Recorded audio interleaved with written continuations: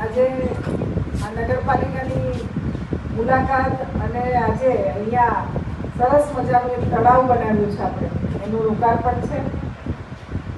એમાં આપનો કંઈક ફોન આવ્યો મારા પર કે અમે તમને મળવા માંગીએ છીએ, એટલે 10 મિનિટ મેં કેવું સારું ચલો બધા આગેવાનોને હું મળી ગયું. બધાને કેવું સરસ ચાલે છે નગરપાલિકા? કોઈ તકલીફ તો નથી ને?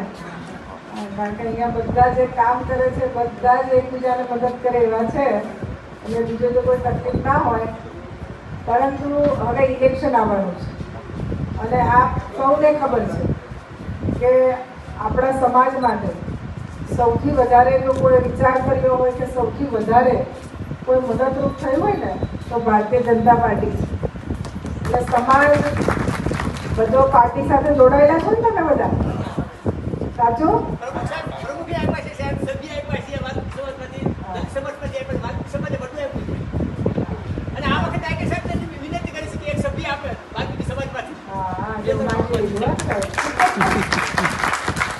આપણે બધાએ એક સાથે રહીને પાર્ટી સાથે રહેવાનું. ઇલેક્શન આવે એટલે બધા જ લોકો આવે કે ભાઈ અમે તમારે આમ કરી આપીશું, અમે તમને આમ કરી આપીશું.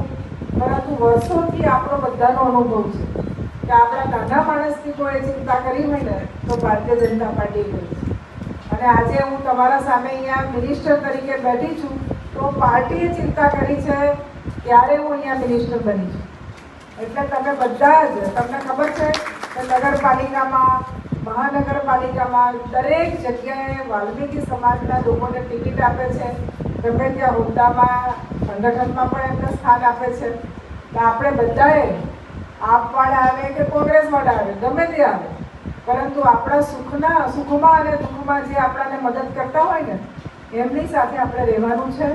અને મને પણ એ વાતનો સંતોષ છે કે જ્યારે ઇલેક્શન હોય અને હું પાર્ટી મને કહે કે બેન આટલી જગ્યાએ તમે પ્રવાસમાં જાઓ, એટલે હું પ્રવાસમાં જાઉં અને પછી એવી રીતે ગ્રુપ મિટિંગ કરીએ કે રેલી કરીએ.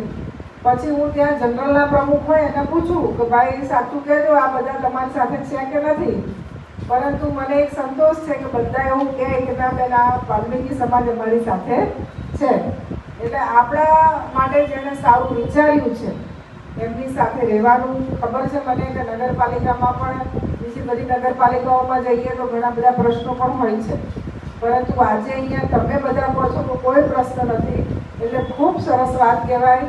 ને એના માટે હું પ્રમુખ કુલદીપભાઈને ખૂબ ખૂબ અભિનંદન આપું છું કે તમે આ બધા નાના માણસોની પણ ચિંતા કરો છો.